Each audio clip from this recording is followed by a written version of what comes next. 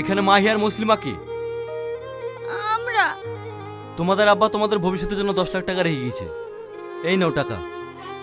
তো হ্যালো বন্ধুরা, কেমন আছেন? আশা করি সবাই ভালো আছেন, আমিও ভালো আছি। তো বন্ধুরা, আপনারা কি দুই সংসার নাটকের পার্ট 2 দেখতে চান নাকি দেখতে চান না? যদি দেখতে চান তাহলে ভিডিওটিতে একটি লাইক করে চ্যানেলে নতুন হলে চ্যানেলটিকে সাবস্ক্রাইব করে দিবেন। তো বন্ধুরা, নাটকের প্রথমে দেখানো হয়েছে যে টনি বাজার থেকে দুটি শাড়ি আনে তার দুই বউয়ের জন্য, এবং একটি শাড়ি দুজনের পছন্দ হয়েছে বলে শাড়িটি নিয়ে ঝগড়া করতে লাগলো, এবং ঝগড়া করতে করতে টনির সামনে শাড়িটি ছিঁড়ে ফেললো। এবং পরের দৃশ্য দেখানো হয়েছে যে টনি বেতন পায় এবং তা তার দুই বউ ভাগ করে নিয়ে যায় এবং টনিকে 1 টাকাও দেয় না।